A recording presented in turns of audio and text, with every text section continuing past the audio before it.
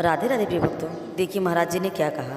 महाराज जी ने कहा कि हमारे ज़िंदगी में सबसे बड़ी मूल्यवान चीज़ क्या है। तो चलिए यह जानने के लिए इस वीडियो में अंत तक जुड़े रहें। गुरु जी, आज आपका जो भाव था कि सबसे मूल्यवान क्या है, जो आपने कहा था कि जीवन सबसे मूल्यवान है, तो इस भाव आपका बहुत सुंदर भाव है, ये बहुत सुंदर भाव है ये। गुरु जी, मैं आपसे ये कहना चाह रहा था, जैसे आज आपने कहा कि खाओ पियो मस्त रहो उसके अंदर में, तो जैसे भारत है हमारा, जिसके अंदर में ये ऋषि मुनि यहाँ पे रहे हैं और यहाँ पे गंगा यमुना जी भी बहती हैं, और जहाँ तक कि यहाँ की गवर्नमेंट के अंदर जो हमारे मोदी जी हैं वो भी हिंदू हैं, तो फिर ये जो मांस है और ये हत्याएं हैं ये जीवों की, तो ये बंद क्यों नहीं होती है? अगर विदेशी हैं, बाहर के हैं, तो वो लोग ये नहीं देखते होंगे कि अगर इंडिया के अंदर में अध्यात्म है, यहाँ से उठा है, ऋषि मुनि यहाँ के हैं, और वहाँ पे ही मांस कटता है और वहाँ से ही बफेलो सबसे ज़्यादा बाहर जाता है, और वहाँ पर ही ऐसा काम होता है, तो फिर एक गलत मैसेज भी तो फिर जो भारत से भी तो जाता है। जा ही रहा है। सरकार चाहे तो बंद हो सकती है गौ हत्या, कोई बहुत बड़ी बात नहीं है।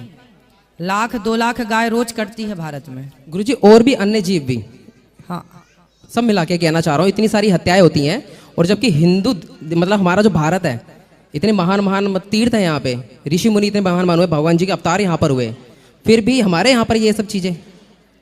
यही तो दुर्भाग्य है, यही तो दुर्भाग्य है। इसी को तो ठीक करना है। मैं तो ये चाहता हूँ गुरुजी, जैसे कि अगर हमारे पास में एक डमी है और एक ओरिजिनल है, तो हम किसको बचाएंगे? हम ओरिजिनल को पहले उसकी सेफ्टी करेंगे, डमी की नहीं करेंगे। तो देश के अंदर में अन्य विकास हो और थोड़े से कम लेवल पे भी हो तो चलेगा, पर जो जीव हत्याएं हो रही हैं उन पे तो सबसे पहले ध्यान जाना चाहिए। सही कह रहे हैं आप। हम सब तो प्रयासरत हैं ही कि गौ हत्या बंद हो।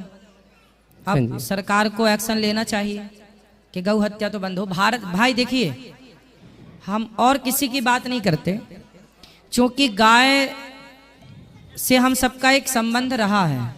हम सब हिंदू गाय को माता मानते आए हैं, तो जिसको हम माता मान रहे हैं, हम उसको तो कम से कम अपने देश में ना काटें। उसके पैसे से तो हम अपने देश की, अब देखो गाय का मांस ना हजारों करोड़ का बिकता है, वो हजारों करोड़ देश के विकास में लगता है।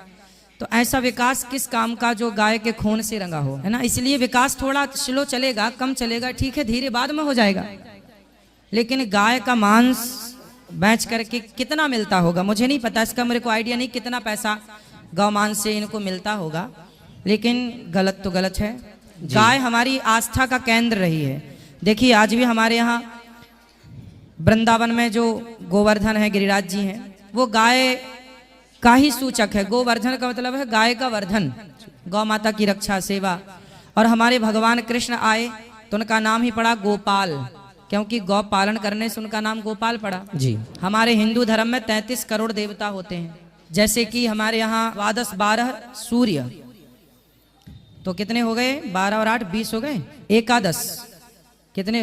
11 रुद्र होते हैं ना, तो कितने हो गए? 31 हो गए। और 2 अश्विनी कुमार, तो 31 32 33 हो गए। ये 33 करोड़ ही 33 कोटि देवता, इन सबका वास गौ माता में होता है, इन सबका। इसलिए गाय की एक परिक्रमा कर लेने से संपूर्ण 33 कोटि देवी देवताओं की परिक्रमा हो जाती है ना? तो ये गौ माता, शास्त्र पुराण भरे पड़े हैं इस बात से कि गाय की महिमा क्या है, गावो विश्वस्य मातरः। तो आप ठीक कह रहे हैं, गौ हत्या बंद। गुरुजी, मैं तो ये चाहूँगा कि जैसे जितने भी संत लोग हैं तो वो सब मिल करके ना इस चीज़ पे बहुत ज़्यादा अगर फोकस दे तो बहुत अच्छा रहेगा। हाँ, क्योंकि ये हत्याएं जो हो रही है ये अच्छी नहीं है, ये वो भी भारत के अंदर में। सभी संतों को आवाज़ उठानी चाहिए। आवाज़ तो सब उठाते हैं, पर अलग अलग उठाते हैं। संगठित होकर उठाएं तो बहुत जल्दी सुनवाई हो जाए। गुरुजी, मैं तो ये चाहता हूँ कि जितने भी आप संत लोग हैं ना, अब सारे के सारे संत लोग इकट्ठे होकर के ना, और देश के लिए जो अच्छा है वो सब आप सब मिल करके एक बात आगे रखें, तब जा करके उस बात के ऊपर कुछ काम हो। अब सब लोगों को एक होना चाहिए, अच्छे हमारे देश में एक छोटी सी समस्या ये है, उनको लगता है कि यदि ये करेंगे तो इनका नाम हो जाएगा, ये करेंगे तो इनका नाम हो जाएगा, इसलिए सब अपना अपना दल बना लेते हैं कि हम करेंगे, पर इसी चक्कर में कर कोई नहीं पाता। इसलिए कहा, जहाँ सुमति तहाँ संपत्ति नाना, जहाँ कुमति तहाँ विपत्ति निदाना। जब संगठित होगा भारत, जब संगठित होंगे सारे संत, और संगठित होकर जब एक स्वर में आवाज लगेगी कि गौ हत्या बंद हो, तब सब कुछ हो सकता है। गुरुजी, मेरा तो मानना यह है, इस भारत का केवल संत ही नहीं, भारत का प्रत्येक नागरिक, प्रत्येक व्यक्ति, प्रत्येक गृहस्थ, प्रत्येक हिंदू, प्रत्येक सनातनी जब गौ हत्या को रोकने के लिए आवाज उठाएगा तो गौ हत्या रुकेगी। यदि फ्री में सिलेंडर बट रहे हैं, फ्री में लैपटॉप बट रहे हैं, फ्री में क्या क्या नहीं सरकारें बांटती, बिजली का बिल माफ, जी है ना, क्या क्या नहीं होता, रेल किराया फ्री बसों का, और भगवान जाने क्या क्या होता है। यदि इतना फ्री में हो सकता है तो भैया गौ हत्या से जो पैसा आ रहा है वो कितना आ रहा होगा, उसको रोक के और गौ माता को सुरक्षित रखा जाए, आजाद किया जाए, गायों को बंधन में ना रखा जाए जो कसाई ऊचड़ खानों में बंधन में रखे हुए हैं। रोज गाय ना गांव गांव से ट्रक आता है रात के 1 बजे, सारी जैसे आपके सड़क में गाय घूम रही है भर के ले गए एक ट्रक में भर के, ऐसे एक इतने से ट्रक में इतनी सारी गाय एक के ऊपर, इतना उसके हाथ पांव तो वहीं टूट जाते हैं। मतलब धिक्कारती होगी गाय के, देखिए हम भारत में किस तरह से दुखी हैं। जैसे जिस गाय की रक्षा करने के लिए भगवान धरा पर आए वही गाय परेशान है। लेकिन अब आवाज कौन उठाए, किस तरह उठाए? हम सब उठा ही रहे हैं आवाज, लेकिन अब आवाज ना आम पब्लिक को उठानी चाहिए। हम सबको चाहिए कि हम सब इस कार्य को आगे बढ़ाएं और गौ हत्या बंद कराएं। जी गुरुजी मैं एक चीज़ और मैं कह रहा हूँ कि यहाँ पर इस मतलब इस दुनिया का कोई भला अगर कोई कर सकता है ना, देखो मेरा ये अनुभव है आपकी कृपा से कि संतों से ज़्यादा बढ़िया गृहस्थी का, समाज का, देश का भला कोई नहीं कर सकता, कोई नहीं कर सकता।